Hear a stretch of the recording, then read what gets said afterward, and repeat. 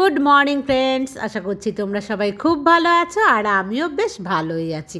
আরও আর একটা সুন্দর সকাল তোমাদেরকে সাথে নিয়ে শুরু করছি আজকের আরেকটি নতুন ব্লগ। ঘড়ির কাঁটাতে পুরোপুরি 6টা বাজেনি, তার আগেই এসছি। তবে ভেবেছিলাম প্রথম দিকটাতে যে আরও অনেকটা আগে তোমাদের সামনে আসতে পারবো, কিন্তু ঘুম ভাঙেনি সকালবেলা, জানো তো। আজকে একটু লেটেই আমার ঘুমটা ভাঙলো। তবে লেটে যদি ঘুমটা ভাঙে না, আমার তখন কিন্তু একটু ভালোই লাগে। মনে হয় যে 6টা অবধি যদি আমি ঘুমোই একদম টানা, তাহলে আমার মনে হয় আমি অনেকক্ষণ ঘুমিয়েছি। কারণ আমি তো অনেকটা আগে শুয়ে পড়ি আর উঠে পড়ি, জানো তো। কখন ওই 4:45-5টা বাজে, তখন ঘুমটা ভেঙে যায়। আর যদি কোনো দিন 6টায় ঘুম ভাঙে, সেদিন মনে হয় যেন আমি একদম স্বর্গের সুখ পেয়ে গেছি। আমার একটা এমন আনন্দ ফিল হয়। তবে খুব কম দিনই আমি 6টা অবধি কিন্তু ঘুমোই। বন্ধুরা, তোমরা আমার সাথেই থাকো, স্কিপ না করে পুরো ভিডিওটা দেখার আমার অনুরোধ রইল। আর সারাদিন কিন্তু অনেক কাজ, ওপরের নিচের সমস্ত কাজে কিন্তু আমি একদম ভীষণ অ্যাক্টিভভাবে সমস্ত কাজগুলোকে সামলাবো। আর তার সাথে রান্না বান্না যা আছে সারাটা দিন, ভারী কাজ থেকে হালকা কাজ সবটাই কিন্তু আমি আজকে তোমাদের সাথে শেয়ার করব। চৈত্র মাসের একদম লাস্ট প্রান্তে কিন্তু আমরা চলে এসেছি। সে কারণে বেশি কিন্তু ঝাড়াঝাড়ি মোছামুছি, 2 দিন অন্তত বন্ধ আমাদের থাকবেই থাকবে। সংক্রান্তি আর পয়লা বৈশাখ, এই 2 দিন তো আমরা একটু রেস্ট নেব বলো। তো সেই কারণে কিন্তু দেখবে তার আগে আমাদের মহিলাদের প্রচুর কাজ থাকে। আর এই চৈত্র মাসে জামা কাপড় রোদে দেয়। আমি কিন্তু জামা কাপড় একদিনও রোদে দিলাম না বন্ধুরা। তোমরা কি জামা কাপড় রোদে দিয়েছো কেউ?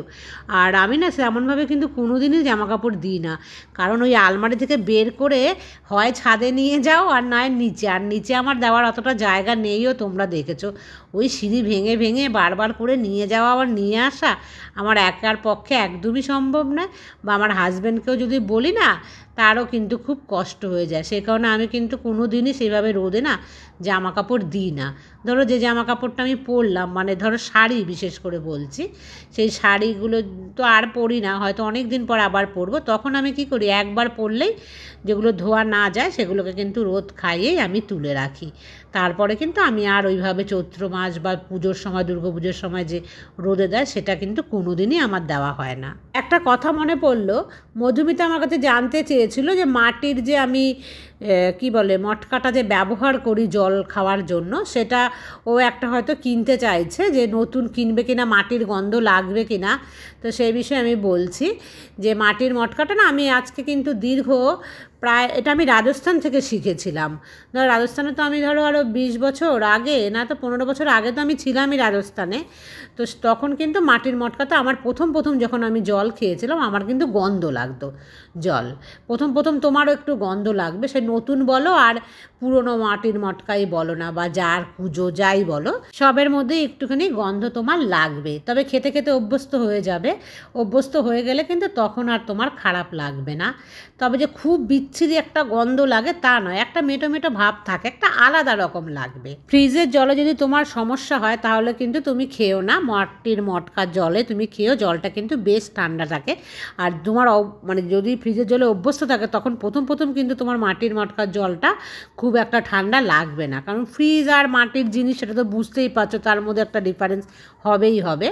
তবে দীর্ঘদিনের অভ্যাসে কিন্তু আমি একদম অভ্যস্ত হয়ে গেছি। মাটির যে মটকাটা জল যখন আমি খাই বাইরে থেকে এসে, আমি কিন্তু অনেক তৃপ্তি পাই। তবে আমার বাড়ির কেউই কিন্তু তৃপ্তি পায় না এই জলটা খেয়ে। আর বিশেষ করে আমার মা বা আমার মেয়ে, এরা তো বলবেই এই জল খেলে শান্তি হয় না, ফ্রিজের ঠান্ডা জলটা খেতে চায়। তবে আমার যেহেতু সমস্যা না, সে কারণে আমি আমার বাড়িতে যারা আসে, তাদের কাউকে না যেন ভয়ের চোটে আমি বলি মাটির মটকার জলই খাও। আমি মনে করি যে আমি যেহেতু ফ্রিজের জল খেলে অসুস্থ হয়ে পড়ি, তারাও হয়তো অসুস্থ হয়ে পড়ে। সেই কারণে কিন্তু আমি তাদেরকে ফ্রিজের জল একদমই দিতে চাই না। কাল হচ্ছে নীলষষ্ঠী। তো নীলষষ্ঠী তো একদম শিবেরই পুজো। শিবরাত্রিতে যা যা লাগে তাই জিনিসে কিন্তু লাগে। অনন্য আমাকে যা যা লিখেছে, সেগুলো সবই আমার সাথে মিলে গেছে। আর শুধু আমি করি না কখনো হনুমান জয়ন্তীতে, যে পুজোটা হনুমানজির কাছে দেয়, সেটা আমি কখনো দিইনি। আর আমার বাড়ির পাশে না হনুমান মন্দির নেইও, কিন্তু অনেকটা দূরে আছে, তার জন্য হয়তো আমি যেতে পারবো না। আর আমি অবশ্য না কখনো যাইনি হনুমানজির মন্দিরে পুজো দিতে। অনেকেই কিন্তু পুজো দেয়।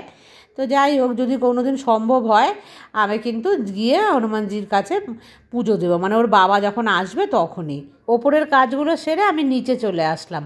আর এই পুদিনা গাছটা না বেশ অনেক দিন পর আমি জল দিচ্ছি, জানো তো।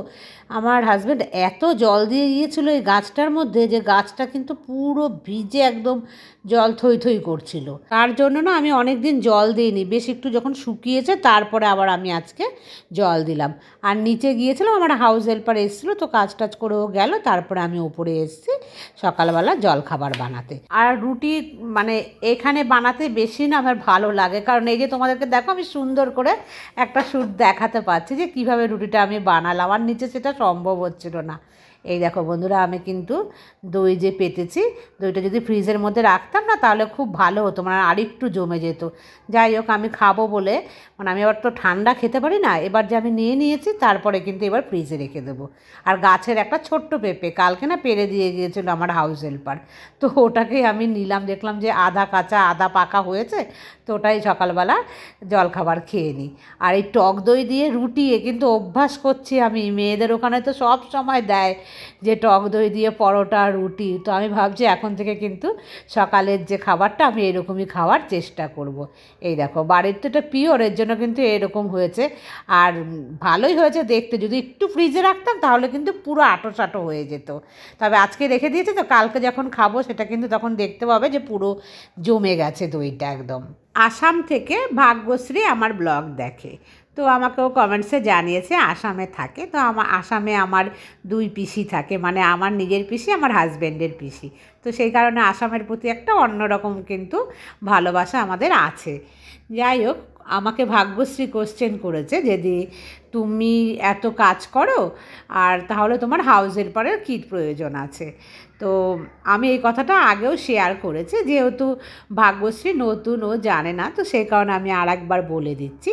আমি তোমাদের যে সমস্ত কাজগুলো দেখাই সেই সমস্ত কাজগুলোই কিন্তু আমি নিজে করি, তার বাইরেও আমার অনেক কাজ আছে, কারণ আমার বাড়িটা তোমরা দেখেছো, মানে যতটা ছোটই হোক না কেন ঘর দুয়ার থেকে অনেক কিছুই কিন্তু আছে, তো আমি তো সেগুলো প্রত্যেক দিন করতে পারি না, সেগুলো তো একটা মানুষের পক্ষে প্রত্যেক দিন করা সম্ভবও নয়। যেমন ধরো সিঁড়ি মোছা, ঝাড় দেওয়া, যদি আমি সংসারের প্রত্যেক দিন ঘর মুছি, মানে প্রত্যেকটা ঘর তো মোছা আমার পক্ষে সম্ভব নয়, তাতে তো সিঁড়িগুলোও মুছতে হবে, সিঁড়ি রেলিংগুলোও মুছতে হবে, এই সমস্তগুলো যদি রেগুলার বেসিসে করতে যাই তাহলে কিন্তু একটা মানুষের পক্ষে না পরিশ্রম হয়ে যাবে প্রচুর। আর এই দেখো বন্ধুরা, তার আগে বলি আমার গাছে পেঁপে হয়েছে, তোমরা দেখতে পেয়েছিলে কিনা ক্যামেরাতে আমি জানি না, আমি কোনোদিনও তোমাদেরকে সামনাসামনি দেখাইনি। আর একটা ছোট্ট গাছ, খুব বেশি কিন্তু বড় গাছ নয়। তার আগে দেখো এখানে একটা বিল্লু রানী এই যে উঁকি দিচ্ছে, আমার ঘরে যে থাকে চুটকি, মানে আমার বাড়িতে আসে তার বান্ধবী, সে কিন্তু আবার মারামারি করে বান্ধবীর সাথে। আর আমার বিল্লু তো মরে গেছে কবে, তারপরেও কিন্তু এরা সব আনাগোনা করে। আর এই দেখো কালারটা দেখতে পাচ্ছ, কালার মানে একদম আমের মতন পেকে গেছে, মানে একটা সাইড অবশ্য পেকেছে। আর এই পেঁপেগুলোকে না আমি আর আমার যে হাউস হেল্পার খুব কিন্তু যত্ন নিই। আমার হাউস হেল্পার তো একে কী করে জানো তো, জল দিয়ে বা ধুয়ে দেয়, এর উপর দেবে কালো কালো কীরকম দাগ পড়ে আছে, সে বলে যে ধুয়ে দিলে কিছুটা কমেছে দিদি। আমি কিন্তু মাঝে মাঝে পেঁপেগুলোকে জল দিয়ে ধুয়ে দিই। আর এই পেঁপেটা বেশ ভালো পেকেছে, আর গাছটা দেখো কোন জায়গাতে হয়েছে, এখানে যে হবে আমরা কিন্তু ভাবতেও পারিনি। আর আমার যে হাউস হেল্পার ও কিন্তু খুব জল দেয়, দিয়ে দিয়ে গাছটাকে বাঁচিয়ে বড় করেছে। তো পেঁপেটা তো আজকে খাওয়া যাবে না, যেহেতু অর্ধেক পেকেছে, আর অর্ধেক কিন্তু কাঁচা বেশ শক্তই আছে। দেখা যাক কাল পরশু যদি পাকে, তো আমি আর আমার হাউস হেল্পার দুজনে মিলে কিন্তু এটা খাবো। আর দেখেছো কি বিশাল বড়, এক সাইড দেখো কি সুন্দর, আর এক সাইড কেমন কালো। যাই হোক, এটাকে রেখে দিই, দেখি কাল পরশু যদি খাই। ভাগ্যশ্রী জানো তো, সেই জন্যই কিন্তু হাউস হেল্পার নিয়েছি। আর হাউস হেল্পারের পক্ষেও কিন্তু সম্ভব নয় ওপরতলা নিচতলা প্রত্যেক দিন ওকে দিয়ে আমি মোছাবো, তো সেই কারণে কিন্তু ও কিছুটা করে আমি কিছুটা করি। আর যেহেতু এটা আমার বাড়ি, আমার তো দায়িত্ব থাকেই যে ও করে দেওয়ার পর যদি আমি ওইভাবে রেখে দিই, হ্যাঁ ধরো ও যেটুকুনি করলো আমি আর করলাম না, তাহলে কী হবে বলো তো, আস্তে আস্তে বাড়িটা না মানে একটু নোংরা মতন হয়ে যাবে, আর সেটা পরিষ্কার করতে কিন্তু আরও কষ্ট হয়ে যাবে। সেই কারণেই আমি নিজের থেকেই কিন্তু করি, কেউ আমাকে জোর করে না। তবে নিজের বাড়ি তো, যখন একটা সংসার হয়ে যায়, যখন মা হয়ে গেছি না, একদম তো মানে অ্যাডাল্ট, মানে অনেক বয়স হয়ে গেছে না, তো এখন কিন্তু বুঝতে শিখেছি, সেই কারণে জিনিসগুলোর যত্ন নেওয়া শুরু করি আর কি। তোমরা যখন আমার বয়সী হবে মানে তখন তোমরাও কিন্তু আমার মতন করেই ভাববে। বেশ অনেক দিন কিন্তু অনেক মাছ খেয়েছি বন্ধুরা, আর কিন্তু আমি এখন কদিন মাছ খাবো না, ট্রাই করছি মানে নিরামিষ খাওয়ার। আর এই যে তেঁতুল আজকে কিন্তু এই তেঁতুল মানে পাকা তেঁতুল দিয়ে ডাল খাবো। দারুণ লাগে না খেতে বন্ধুরা? আর তেঁতুল ডাল মানে টক ডালে কিন্তু আমি সর্ষে আর শুকনো লঙ্কা ফোড়নই দিই। তবে তেঁতুল ডাল আমি কবে অনেক দিন আগে করেছিলাম, আমি না ভুলে গিয়েছি জানো তো। তোমরা কি অন্যভাবে করো কি না তাহলে কিন্তু আমাকে জানিও তো। আমি কিন্তু যেমনভাবে আম ডাল আর হচ্ছে মানে টক ডাল যেইভাবে হয় সেইভাবেই কিন্তু আমি রান্না করছি। আর মাছ আমি করছি না কারণ জানো তো, মাছ অনেকটা খেয়ে নিয়েছি বলে। তোমরাও বলছিলে বেশি মাছ খাওয়া ভালো না। আর হ্যাঁ, মাছ দেখো, মাছে তো প্রোটিন আছে আমরা সবাই জানি, তবে মাছটা খেতে গেলে না অনেকটা বেশি তেল লাগে। মাছটাকে ভাজতে হয়, তারপরে তার একটা সবজি করতে হয়। কিন্তু বাঙালি আমরা কিন্তু অত তেলের কথা ভাবি না, না মাছ চাই। আর আমারও কিন্তু তাই, মাছ ছাড়া আমার চলবে না, সব কিছু দিয়ে চলবে, মাছ না হলে আমার চলে না। তবে আমি চলিয়েই ছাড়বো, মানে ভেবেছি বেশ কদিন কিন্তু আমি এখন নিরামিষ খাবো। আর দেখি না কেমন লাগে নিরামিষ খেতে। এর আগে বলেছিলাম মেয়ে যাওয়ার পর আমি নিরামিষ খাবো, কিন্তু তেমনভাবে কোনো দিনই আমি খেতে পারিনি। মেয়ে চলে গেছে, মেয়ে মাছ পায় না, তারপরেও কিন্তু আমি অনবরত মাছ খেয়েই চলেছি। তোমরা দেখতেই পাও, আমি সবটাই তোমাদের দেখাই, কোনোটাই কিন্তু লুকোই না যে নিরামিষ খেয়ে মাছটা লুকিয়ে লুকিয়ে খাচ্ছি, তা কিন্তু আমি একদমই করি না বন্ধুরা। তোমরা কিন্তু আবার সেটা ভেবো না। আমি কিন্তু একদমই মাছ আনছি না, আর ফ্রিজে একটুও মাছ নেই, আর ইচ্ছে করে আনছি না। ভাবছি যে না থাক, আর কয়েকদিন দেখি, মানে যখন আর একদম পারবো না মাছ ছাড়া খেতে, তখনই আমি বাজারে গিয়ে মাছ আনবো। আর বন্ধুরা দেখো, এই যে সোফার পেছনে যে লাগিয়েছে ফটো ফ্রেমগুলো, এগুলোকে কিন্তু একদিনও আর মানে আমি মুছিনি। যেদিন লাগিয়েছিলাম সেদিনই কিন্তু মোছা হয়েছিল, মানে ওর বাবাই মুছে টুছে মোটামুটি লাগিয়ে দিয়েছিল। আর তারপর কিন্তু আমি করিনি। তো ভাবলাম যে না, চৈত্র মাসের লাস্ট আজকে এই জায়গাটাকে একটুখানি ঝাড়ু দিয়ে ভালো করে ঝেড়ে আর ওই ফটো ফ্রেমগুলোকে মুছে আমি লাগিয়ে রাখি। আর নিজের বাড়ি তো নিজেকেই কাজগুলো করতে হয়, আর এই কাজগুলো না অন্য কাউকে দিয়ে কিন্তু হয় না। আর ওর বাবা যদি থাকতো তাহলে কিন্তু আমি ওর বাবার ওপরে না দিয়ে দিই। তবুও ওই সূক্ষ্ম কাজগুলো আমি কিন্তু নিজেই করতে পছন্দ করি। ওর বাবাকে বেশিরভাগ আমি কোন কাজের দায়িত্ব দিই বলো তো? ওই জামা কাপড় ধোয়া কাচা। সে খুব ভালোবাসে জামা কাপড় ধুতে, মানে জল পেলে সে পাগল হয়ে যাবে, জলের মধ্যে সারাক্ষণ থাকবে, হাত পা পুরো সাদা করে ফেলবে জানো তো। সে জল পাগল লোক, তাকে কিন্তু আমি জলের কাজগুলো দিয়ে দিই। আর জলে আবার কি বলো তো, অ্যালার্জি মতন আছে, মানে আমার খুব ঠান্ডা লেগে যায় জল ঘাটলে। সে কারণে কিন্তু ওই কাজটা ওর বাবা আসলে আমি বাবাকে দিয়ে দিই, আর ওর বাবা খুব আনন্দের সাথে কিন্তু একদম নিয়েও নেবে। আর এই ফুলটা পরিষ্কার করলাম, তারপরে হচ্ছে যে ফুলটা রাখি যেই র্যাকটার মতন, মানে যে কি বলে ফ্লাওয়ার ভাসটা, সেটাকে একটু মুছে দিলাম বন্ধুরা। সেই হালকা হালকা কাজগুলোও না মাঝে মাঝে করতে হয়, তাহলে কিন্তু জিনিসটা ভালো থাকে, ধুলোবালি থেকে পরিষ্কারও থাকে, আর জিনিসটা কি হয়, টেকসইও হয়। তো এই ধরনের কাজগুলোও কিন্তু দেখবে করতে হয় সারাদিনে। আর এই সারাদিনে এই কাজগুলো করতে করতে কখন যে সকাল থেকে একদম সন্ধে হয়ে যাবে আমরা কিন্তু কেউ টেরই পাই না। সংসারকে ভালোবেসে যখন কাজগুলো করি তখন দেখবে একটা নেশা হয়ে যায়, একটার পর একটা কিন্তু আমি তো ভীষণভাবেই করতে থাকি। আর সকালবেলার দিকে এনার্জিটা বেশি থাকে বলে সকালবেলায় কিন্তু সমস্ত কাজগুলোকে, মানে দুপুরে খাওয়ার আগের পর্যন্ত দেখবে একটা এনার্জি লেভেল কিন্তু আলাদাই থাকে। তো সেই জন্য কিন্তু তখন তোমরা সবাই এবং আমি নিজেও অনেক কাজ করতে পারি।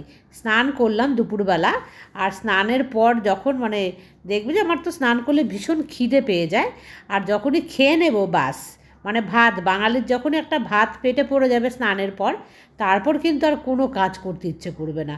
সেই জন্য এই বেলায় মানে যা করবে স্নানের আগে পর্যন্ত কিন্তু সমস্ত কাজ একদম জোর কদমে করে নেওয়ার সবসময় চেষ্টা করবে, তাতে কি হবে কাজগুলো ভালো হয় দেখবে। আর যদি দুপুরের পরে করার জন্য চেষ্টা করো না, সেই কাজগুলো একটুও ভালো হয় না। সেগুলো হলো ওই ঘর ঝাড় দেওয়া, মানে হালকা হালকা কাজ রাখবে, সেই কাজগুলো তখন করতে পারে, পরে কিন্তু আর হবে না। আর বন্ধুরা দেখো, এই টেবিলটা আমি একটু পরিষ্কার করে দিচ্ছি, ঝেড়েছি না, ধুলো এসে কিন্তু পড়েছে। আর এই টেবিল ক্লথটাকে না আমি কিন্তু অনেক দিনই হয়েছে আর ধুচ্ছি না। কেন ধুচ্ছি না জানো তো? ওটা ফেটে যাচ্ছে, আমি দেখতে পেয়েছি দু এক জায়গাতে কিন্তু ফেটেও গেছে। তো সে কারণে আর আমি ওটাকে নিয়ে কিছু করছি না।